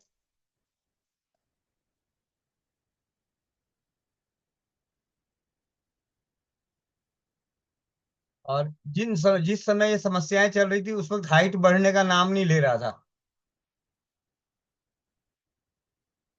और आप सभी को बताना चाहूंगा कि इसके इसके लिए उस वक्त हमने जो दिया, आज जो जिसको आप नाम सुन रहे हैं बौना नाशक चूर्ण, तो ये बौना नाशक चूर्ण इनके घर में मिली सफलता के बाद ही, क्योंकि स्वदेशी चिकित्सा के प्रति जागरूक होके अध्ययन करते हुए अनेकों परिवारों को हमने लंबाई बढ़ाने की बात कही कि आप इसको लीजिए इससे बढ़ेगा, इसको लीजिए इससे बढ़ेगा। तो कई परिवार हल जी, तो कई परिवार क्या हुआ उन दिनों में इन चीजों पे भरोसा नहीं करते थे। तो उसके बाद इस भाई ने भैया ने बहुत अच्छे तरीके से विश्वास करके उसे अपनाया। और अपनाने के पीछे भी एक थोड़ा सा कारण भी था, क्योंकि जो ब्रेस्ट की सर्जरी बोली थी ना बेटे के लिए, वही जी का जंजाल बना हुआ था। जी। और ब्रेस्ट की ग्रोथ ना हो बच्चे की, और ब्रेस्ट मतलब लड़का लड़के में ही रहे, लड़की की तरफ ना जा पाए, उसके लिए चंद्रसूर नाम की औषधि जो है, आयुर्वेद में हमारी जड़ी बूटियों में चंद्रसूर दिव्य औषधि है। और उस चंद्रसूर का सेवन करने से अश्वगंधा, शतावरी, चंद्रसूर, और पढ़ने के लिए पढ़ाई के में मन लगे, दिमाग तेज रहे, इसके लिए ब्राह्मी और शंखपुष्पी मिला के ये सेवन करने से इनके घर में उस बच्चे की, ऐसे तो जो उस वक्त शुरू में सिर्फ 3 चीजों का सेवन करते थे, अश्वगंधा, शतावरी और चंद्रसूर, इससे हाइट भी निकल गई। और उसके बाद जो बच्चे की ब्रेस्ट की ग्रोथ थी, वो ग्रोथ रुकी ही नहीं, साथ के साथ छोटी भी हुई। ये सबसे अनोखी जीत थी हमारे जीवन की, स्वस्थ समृद्ध परिवार के निर्माण प्रयास में स्वदेशी चिकित्सा के प्रति आपके शीर्षा से ही। और सुरेंद्र भाई के साथ तो बहुत पुराने और भी अनेक अनुभव हैं, लेकिन ये एक चमत्कारी अनुभव जैसे हैं। तो यहाँ पे बात हो रही थी थायराइड की, हमने थायराइड के लिए बात करी कि थायराइड में धनिया सबसे उत्तम, सबसे सरल, दुष्प्रभाव रहित। अब आप यहाँ पे कॉमन सी इस बात सोचिए कि थायराइड के माया जाल में सिर्फ बहनों को क्यों फंसाया जाता है।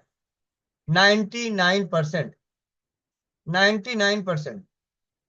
आप कभी भी, बहुत ही रियर केस में, भाइयों को थायराइड से संबंधित आपको रोगी साबित करेंगे, बहनों को कम ज्यादा करेंगे। इसके पीछे 2 रीजन है। पुरानी परंपराओं के अनुसार, राजीव भाई के व्याख्यान में एक जगह बात सुनी थी कि हमारे रोने और हंसने की सेकंड के 100वें हिस्से में, हमारे सेकंड के 100वें हिस्से में हार्मोन्स तैयार होता है, रोने का और हंसने का 100वें हिस्से में, सेकंड के 100वें हिस्से में। और आज की वातावरण और परिस्थितियों के दौरान माँ बहन बेटियों ने रोना बंद कर दिया, खुल के रोना बंद कर दिया, अंदर ही अंदर घुट के रहेंगे, आंसू आएंगे लेकिन उसे आंसू को बहाने नहीं देंगे, तो कहीं ना कहीं थायराइड ग्लैंड पे जाके अटैक करता है। पुरानी परंपराओं के अनुसार देखा जाए तो बेटियां अगर पुराने परंपरा यहाँ पे बहुत सारे होंगे, अभी मैं महेंद्र भैया से बात कर दूंगा, बताऊंगा। एक दिन बता भी रहे थे। महेंद्र भैया आप अपने माइक को अनम्यूट कीजिए।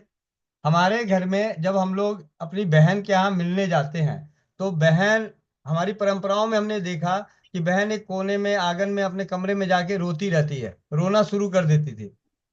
ऐसा आपने देखा है बिहार में? मेरे ख्याल से ओपी ठाकुर भी हैं बिहार से, जी हेमंत भैया भी जी हैं। देखो। हेमंत भैया माइक अनम्यूट कीजिए। क्या हमारे यहाँ बाप दादा भाई कोई भी गांव से आता था तो बहनें जी रोती थी, नहीं रोती थी एक कोने में? जी भैया, पलंग बहुत। के कोने में मतलब दिखता नहीं था। मैं तो एक बार गया था दोस्त के साथ, पहली बार, मतलब छोटा था, तो आवाज रूम में, मतलब रोने की आवाज आ रही थी। मैं कहा ये आवाज किधर से आ रहा, समझ में नहीं आ रहा। मतलब नई दुल्हन थी तो दिख ही नहीं रही थी। मुझे लगा ये कहाँ से आवाज आ रहा। मैं पलंग पे बैठा हुआ था और मैं पहली बार गया था। मैं कैसे, मतलब आइडिया मुझे नहीं था कि रोती है। मैं उससे पूछा कि सो ये पलंग में रोने की आवाज किधर से आ रहा है, घर के बगल से? बोला घर के बगल से नहीं आ रहा, दीदी वह पलंग के पीछे देखिए ना, इधर नीचे बैठ के रो रही।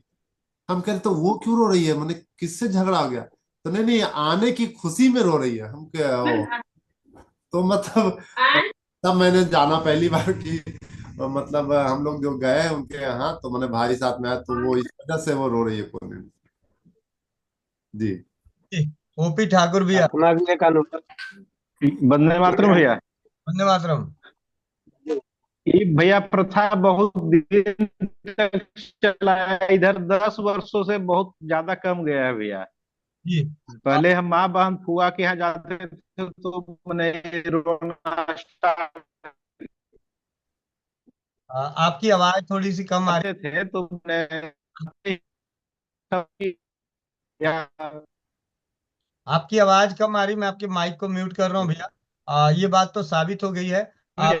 मैं आपको एक छोटी सी बात और बता दूं यहीं पे कि हमारे यहाँ क्लियर है, आवाज क्लियर आ रही है। आज आवाज क्लियर आ रही है तो बोलिए भैया, शायद मुझे कम ना आ रही है। आपकी आवाज नहीं आ रही। जी जी, मैं ओपी भैया नहीं बोलिए। आ रही। हाँ भैया, मैंने ये प्रथा बहुत दिनों तक चला। हम मैंने जब से याद था तब से आज 10 वर्षों से करीब करीब न घर में, मैंने जैसे ही फुआ के यहाँ जाइए बहन के यहाँ जाइए तो सुन जाता था कि हमारा घर के परिवार आए हैं, तो मैंने बस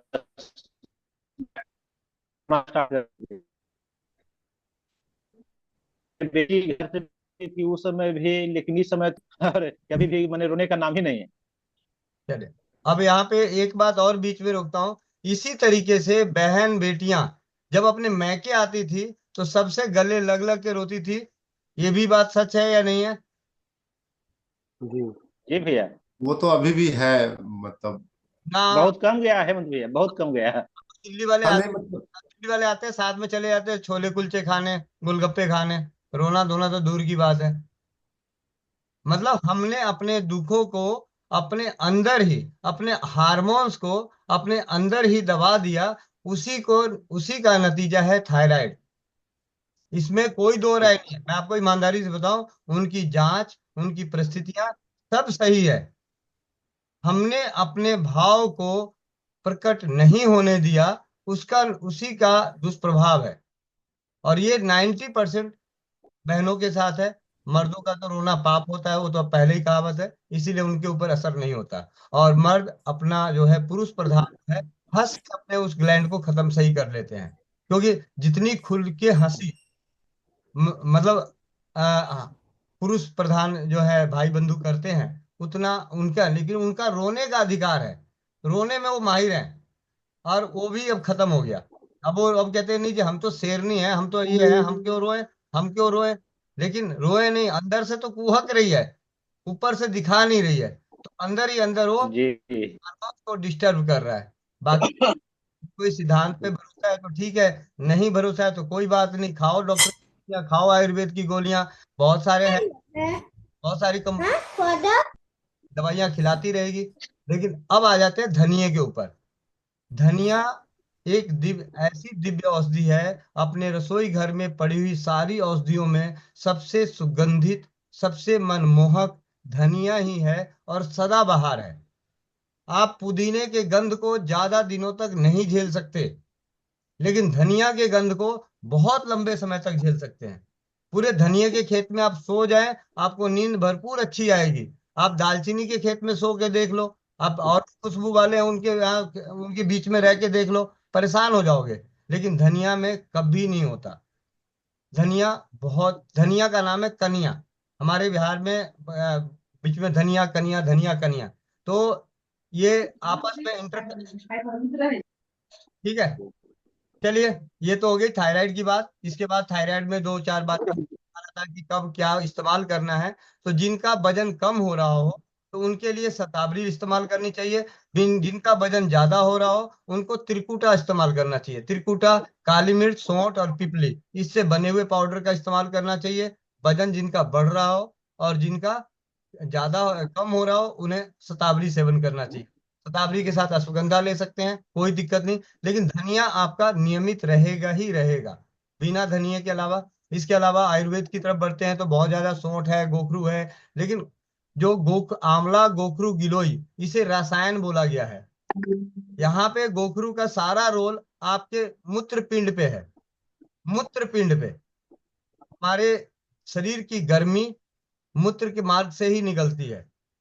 जब आप कभी देखेंगे तो आपको दिन भर में 2 बार 3 बार ऐसा आएगा कि मूत्र आप सब चीज बढ़िया कर रहे हैं, खाना भी सब चीज खा रहे हैं, सादगी है, सात्विक भोजन है, लेकिन मूत्र गर्म, मूत्र में गर्माइश आएगी मूत्र का। तो ये मूत्र पे ही प्रभाव आता है, क्योंकि फिल्टर करके किडनी बाहर ही करती है। तो इसीलिए गोखरू बहुत अच्छा काम करता है थायराइड, थायराइड के लिए, क्योंकि वो आपकी सफाई कर दे रहा है, आपकी सफाई कर दे रहा है। और उसमें किसको सोंठ के साथ लेना है और किसको बिना सोंठ के साथ लेना है। जिसका वजन ज्यादा है या उसके साथ साथ दर्द है तो सोंठ के साथ, जिसका वजन नहीं है तो सिर्फ अकेला गोखरू ले लेगा। ये सर्वसाधारण तरीके के कुछ उपाय हैं जो हम यहाँ पे बात कर लिए हैं थायराइड के ऊपर, एक साधारण तरीके से समझने और समझाने का पर्पस। जिन्होंने नहीं रोना शुरू किया, रोना धोना शुरू कर दो, ठीक है, खुल खुल के रोया करो, अच्छी बात है। अब आ जाते हैं तीसरी बात। सबसे पहले तरन्नुम बहन जो थी कैंसर के ऊपर, 5 सिर्फ 5 मिनट लूंगा। कैंसर को वही हरा सकता है जिसके अंदर डर नहीं है। कैंसर को वही हरा सकता है जिसके अंदर डर नहीं है। कैंसर से वही परिवार बाहर निकल सकता है जिसके आसपास के लोग उसके हितैषी हैं, लेकिन हिम्मत देने वाले। देखिए, हितैषी पूरी दुनिया आपकी है, आपके सगे संबंधी सारे हितैषी, कोई नहीं चाहता। राजीव भाई ने अपने सरल शब्दों में कहा था कि कैंसर का रोगी और कैंसर का परिवार अपने उस रोग से नहीं ज्यादा पीड़ित है जितना कि अपने परिजनों के चिंता करने की सलाह से।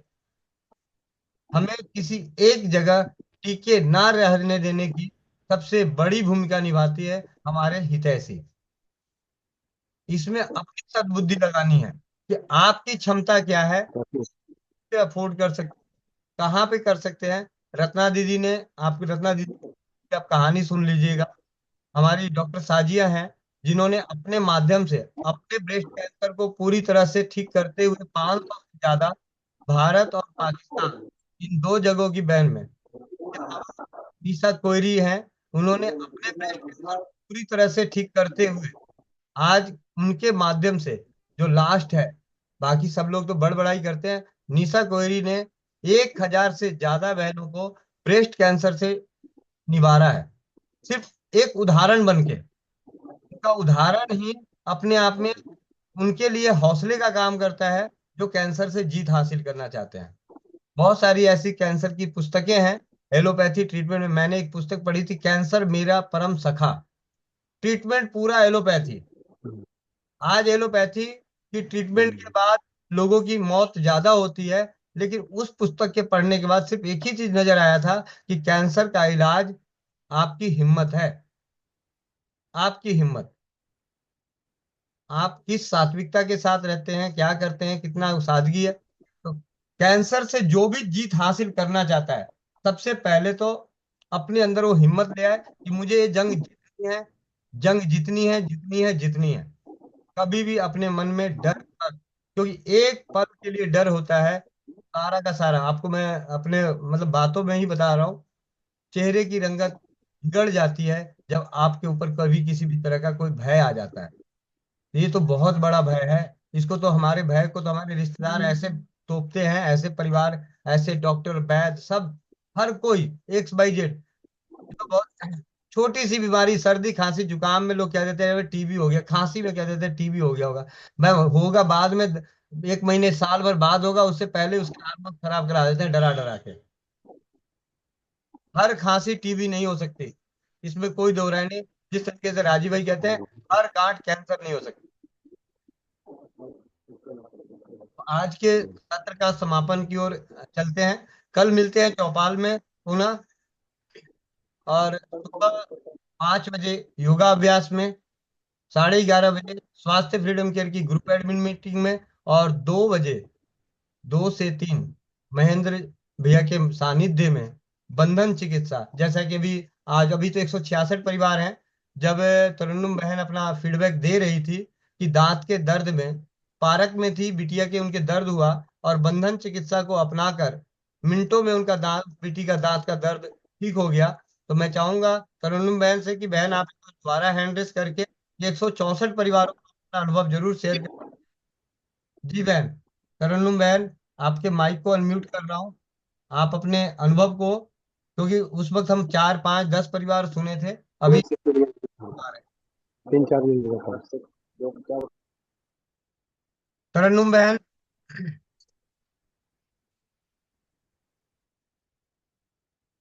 मेरी जी, आवाज? वंदे मातरम सभी को। जी, थोड़ा नेटवर्क इश्यू है। कोई बात नहीं, वीडियो बंद करके आप बता दीजिए, बोल दीजिए अ, कुछ। अ, अ, चलिए, मैं दीदी। बताना चाहती थी, हम सब गए हुए थे, बेटे को अच्छा से दांत में दर्द हुआ कई दिन। मेरी आवाज आ रही है वंदे मातरम आप सभी को? जी दीदी, आ रही है आवाज। भैया जी, मैं आवाज सुन पा रहे हो आप लोग मुझे? हाँ जी, हाँ जी, आपकी आवाज आ रही है। आ रही है। जी, नेटवर्क इश्यू है भैया, आपकी भी आवाज थोड़ी कट कट के आ रही है। आ, जी, हमारी बात हुई आपसे तो मैं पहले यही बता रही थी कि हम पार्क में थे और उसके अचानक से दांत में दर्द शुरू हुआ। कई दिनों से वो पीड़ित है इस चीज से, दांत के दर्द से। और जब भी शुरू होता है तो 2 घंटे 3 घंटे वो झिला लेता है, चाहे वो रात हो चाहे दिन हो। रोता है, खुद भी चीखता चिल्लाता रहेगा, परेशान होता रहेगा। कितनी बार ब्रश करेगा, कितनी बार फिटकरी से कुल्ला करता है, कितनी बार मैंने उसे कपूर लगाया, कितनी बार उसे सूंठ और कपूर का पाउडर मिक्स करके फिटकरी का डाला उसमें गाँव में। दांत में कीड़े लगे हुए थे, नहीं आराम होता था, बहुत मुश्किल से मुझे उसे पैरासीटामोल भी देना पड़ता था। जब मैं बहुत परेशान हो जाती थी, नहीं आराम मिलता था उसे। लेकिन उस दिन पार्क में दर्द दर्द शुरू हुआ और मेरे पास कोई भी उपचार नहीं था कि मैं क्या करूं इसको। यही हो रहा था कि खेलने आए थे हम लोग, अब मुझे घर जाना होगा। अचानक से फिर मुझे याद आया कि लाओ बंधन उपचार करते हैं। मेरे बैग में रबर पड़ा हुआ था। एक्चुअली मैं टीचर हूँ और मैं कॉपियों के बंडल में रबर लगाए रखती हूँ, तो उसे निकाल के रख लेती हूँ। और वही बंद मतलब रबर मैंने उसकी उंगलियों में, क्योंकि भाई जी की मैंने वो पहली वाली वीडियो देखी हुई थी, जो उन्होंने बताया था कि हमारी उंगलियां ही दांत होते हैं दो दो। तो मैंने उसका ध्यान से करके, उसके राइट साइड में दर्द हो रहा था तो राइट वाले हैंड में, और पीछे चौभर के बगल वाले दांत में दर्द हो रहा था तो उसके कानी उंगली के बगल वाली उंगली में मैंने उसका रबर बांधा और उसका दांत का दर्द 1 मिनट भी नहीं लगा, तुरंत सही हो गया और खुश हो गया, मम्मी तो मेरा दांत का दर्द सही हो गया। थोड़ी देर के लिए बांध रखा, जैसे मैंने देखा कि उसका खून थोड़ा नीला सा हो रहा है तो मैंने फिर हटा दिया। और फिर बीच वाली उंगली में उसे ही बांध दिया कि उसके बगल में भी दांत सड़ रहा है तो उसमें भी बांधा। उसमें भी बिल्कुल आराम मिल गया, फिर मैंने खोल दिया। 2 3 घंटे तक 4 घंटे तक हम लोग खेलते रहे, शाम में वापस आते दांत में फिर अचानक से दांत दर्द शुरू हुआ उसका। फिर मैंने वही रबर निकाला और लगा दिया। रास्ते में लौटते में ई रिक्शे में उसका दर्द शुरू हो गया था और फिर सही हो गया। फिर सबसे ईश्वर की कृपा है, आप लोगों की कृपा है, महेंद्र भैया का, युग युग जिए वो। और वो अब तक तो दांत में दर्द नहीं हुआ, कल की बात है ये, अभी फीडबैक है कल का ये। तो अब बिल्कुल ठीक है वो। और थोड़ा लापरवाह तो है, ये दांत की सफाई अच्छे से नहीं करता इसलिए दिक्कत होती है। लेकिन इसको बिल्कुल जादू जैसा असर करता है ये चीज। बिल्कुल जादू जैसा असर हुआ कि दांत दर्द इतना उपचार करने पर नहीं सही होता था, दवा लेनी पड़ती थी मुझे, पैरासिटामोल देना पड़ता था उसको। लेकिन रबर बांधने से सही हो गया उसका। और अभी तो कृपा है ईश्वर की कि अभी ठीक है वो। आप लोगों का धन्यवाद बहुत बहुत, महेंद्र भैया आपका। आपको बहुत जी लंबी जी। उम्र हो। और दीदी बहुत बहुत एक धन्यवाद उपाय ऐसी बता मीटिंग रहा हूँ, लेकर। एक उपाय बता दें, सुन लो। एक उपाय बता रहा हूँ और सुन लो। एक बाजार में डाबर जी कंपनी भैया। का बना बनाया हुआ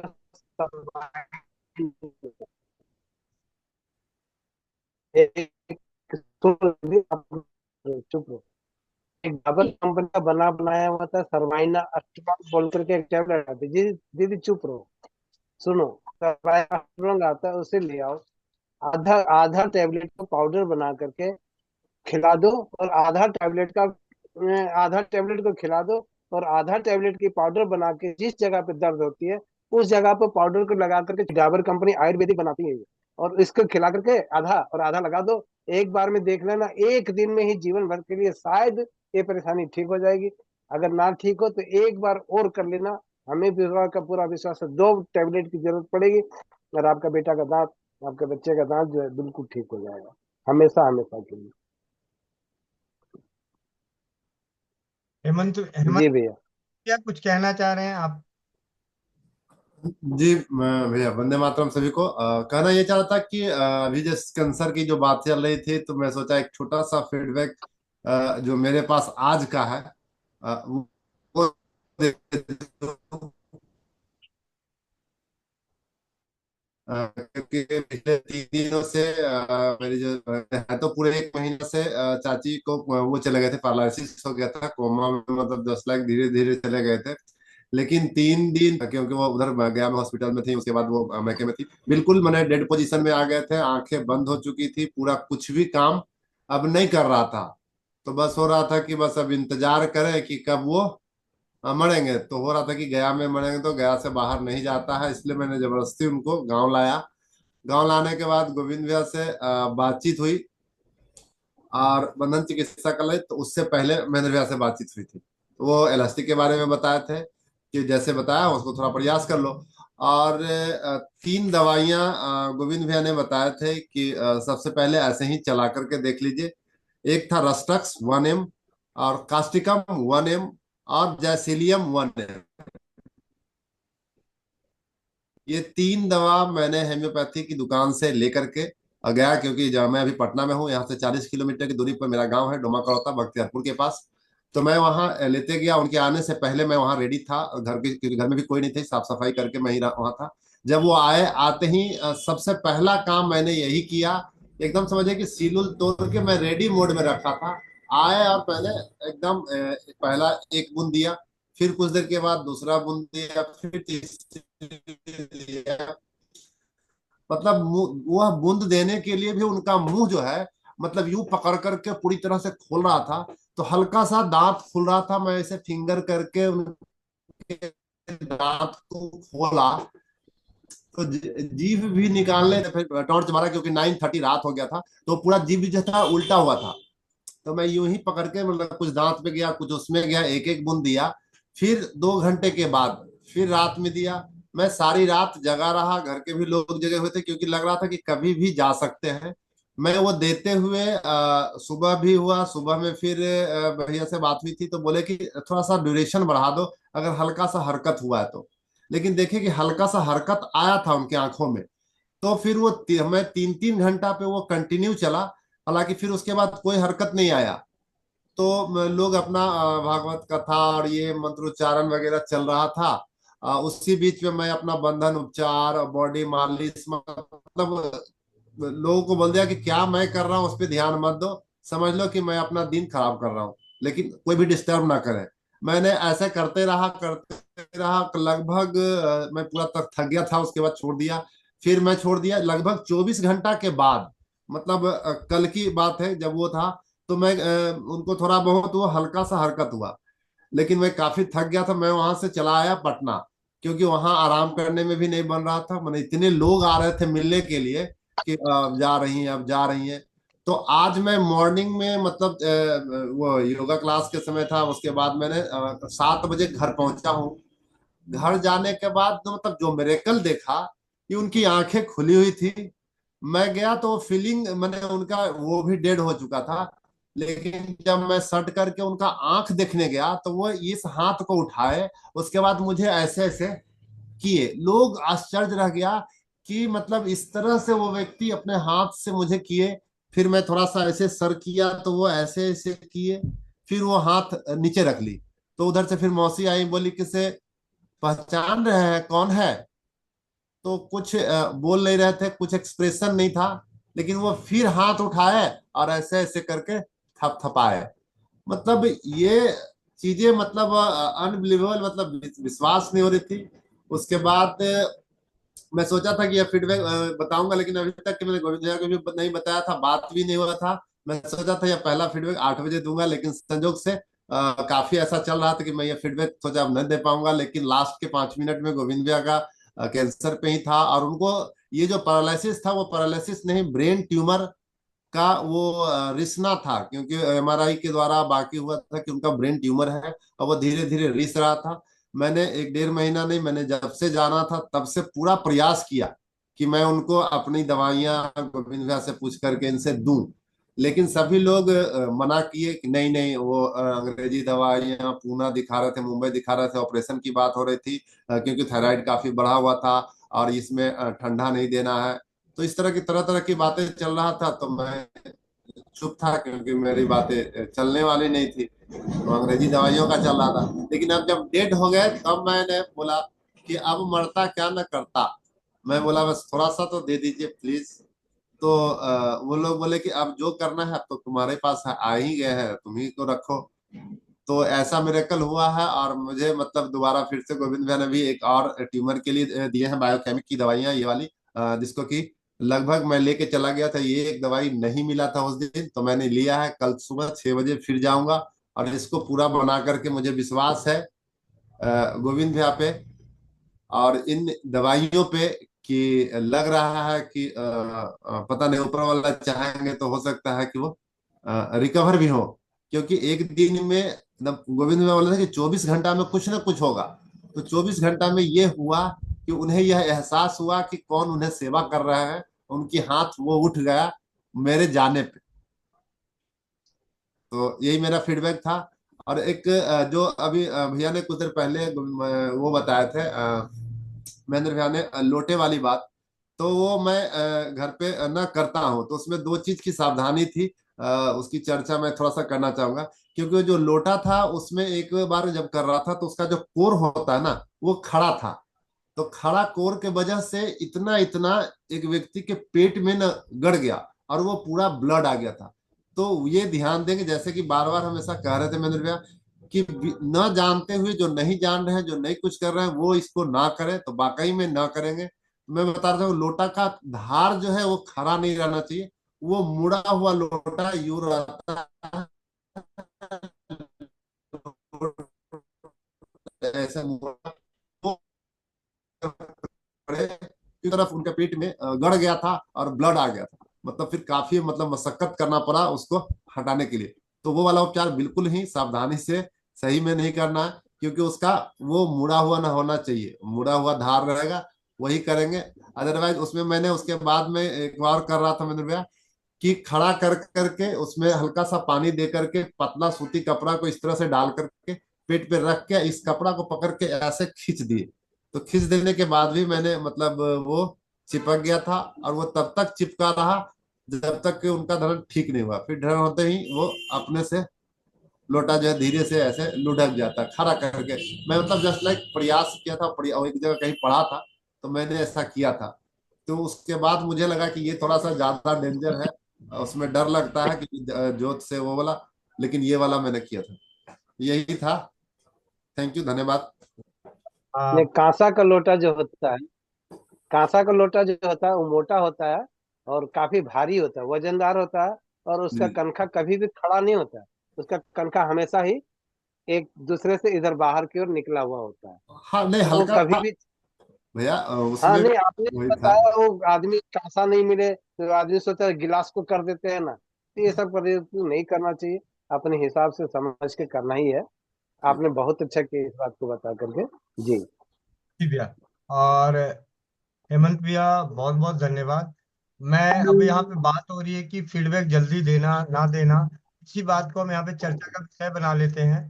आज अंतिम अवस्था में जब डॉक्टरों ने जवाब दे दिया, और उस वक्त अगर 10%, 20%, 30%, चालीस ए परसेंट रीता।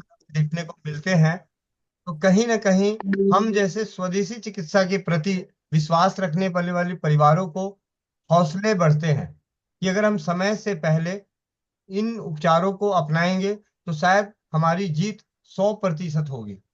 इन अनुभवों का आधार यही है। ये नहीं है कि हम रोग को जीत गए, हमने इस उपचार से हम रोग से नहीं जीत लिए।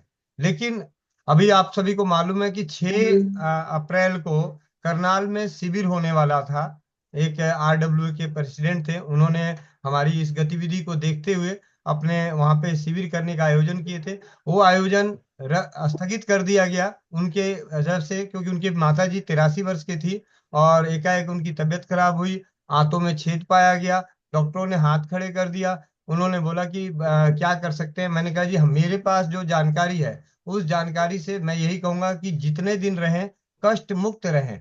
आप ऑपरेशन मत कराइए, घर लेके जाइए। घर लेके जाइएगा, परिवारों के दर्शन होंगे, अपनों के बीच में मुक्ति होगी। हाँ, कष्ट नहीं होगा, इसके लिए जानकारियां हैं, उन जानकारियों के आधार पर उन्हें दवाएं दें। और मेरे ख्याल से 24 घंटे उन्हें बहुत ही आराम से और सबसे बहुत अच्छी बात हुई कि उस 24 घंटे में जो हॉस्पिटल में एक्टिविटी नहीं थी, वो उन दवाओं की वजह से हॉस्पिटल घर में एक्टिविटी रही। सबसे बातचीत करते हुए उन्होंने अपने शरीर को त्यागा। तो ये है स्वदेशी चिकित्सा के प्रति होम्योपैथी और हमारे जितने भी हैं बात। अगर आज हम गंभीर से गंभीर समस्याओं में 10% की जीत हासिल करते हैं आखिरी अवस्था में, तो आप सोचिए कि हम छोटी छोटी समस्याओं को तो ऐसे हंसते हंसते खेल के निकाल देंगे। तो छोटी समस्याओं के लिए भी हम क्यों मरे अप्राकृतिक औषधियों की तरफ, क्योंकि अप्राकृतिक औषधियों का सेवन ही जी का जंजाल है। हमें आज कई जगहों पे पढ़ने को भी मिलता है, सुनने को भी मिलता है कि आज हम बीमार खान पान से, अगर मैं उनको अपनी भाषा में कहूँ तो खान पान से बीमारी होती तो सारे झुग्गी झोपड़ी वाले, सारे नदी नालों के किनारे रहने वाले, सारे झुग्गी झोपड़ियों में रहने वाले, गंदगी में रहने वाले सब के सब बीमार होते और अब तक स्वाहा हो चुके होते। खाने पीने से नहीं, सबसे ज्यादा है डर से और अप्राकृतिक औषधियों के सेवन से हमारे शरीर का इम्यून सिस्टम कमजोर होता है, हमारी रोग प्रतिरोधक क्षमता कम होती है। उदाहरण के तौर पे आपको एक सुई चुभो दिया जाए, आप छनमना जाते हो क्योंकि आपके अंदर ताकत नहीं है। और हाथी को महावत किस चीज से करता है, आप लोगों को मालूम है? हाथी को अगर लेना चलाया जाता है, एक मिनट, मैं महेंद्र भैया को ही करता हूँ और हेमंत भैया को। भैया हेमंत भैया आप बताइए, हाथी का महावत हाथी को चलाने के लिए क्या क्या घोपता है? भाला, गज। अंकुश। मतलब कुछ घोपता है। गज भी बोलते हैं उसे। हाँ, गज मतलब लोहे की चीज होती है, उसको उसके शरीर हाँ में, उसको लेकिन उसको कोई तकलीफ नहीं होती। अंकुश उसका नाम है। हाँ जी, मतलब उसको कोई तकलीफ, जी तो क्योंकि वो बलवान है। अब मेरी बात समझिए, हम बलवान नहीं है, हमारे अंदर शक्ति नहीं है, इसलिए हम चीख चिल्लाते हैं, और उसके अंदर शक्ति है इसलिए वो झेल जाता है। तो अगर हम शक्तिमान ही बन जाए, हम अपनी एनर्जी को ही बचा के रखें, हम बहुत ताकतवर बन जाए, तो क्या फर्क पड़ता है? बहुत समय ऐसा होता है, बहुत सारे छोटे छोटे हमारे काम करने वाले कारीगर होते हैं, उनके ऊपर कुछ पत्थर गिर जाता है, तब भी वो अपने काम में लगे रहते हैं। और हमारी गलती से थोड़ा सा कहीं उंगली, आज सर्दियों का मौसम में देखना, थोड़ा सा कुछ लग जाता है तो ऐसे लगता है जैसे अब भैया छोड़ दिया, अब तो काम ही नहीं करना पड़ेगा, कौन सा गुनाह हो गया। तो अपने आप को शक्तिशाली बनाएं, शक्तिशाली बनाएं। और शक्ति सबसे ज्यादा नष्ट होती है डर से। अगर भोजन से शक्ति आती तो प्याज खाने वाले 50 किलो का बोरा नहीं उठाते, बादाम खाने वाले उठाते। लेकिन बादाम खाने वालों से तो 1 किलो के आलू आलू ना उठता, वो तो स्कूटी पे लेके आता है भाई। हाँ, तो इसी के साथ आज की मंच की समापन करते हैं। मिलते हैं सुबह 5 बजे योगाभ्यास, 11:30 बजे स्वास्थ्य फ्रीडम केयर की ग्रुप एडमिन मीटिंग, और 2 से 3 बंधन चिकित्सा सीखें। और शाम को फिर लगेगी चौपाल। वंदे मातरम, जय हिंद, जय भारत, जय राज्यवाद। जिनके भी सवाल रह गए उन सभी के लिए माफी।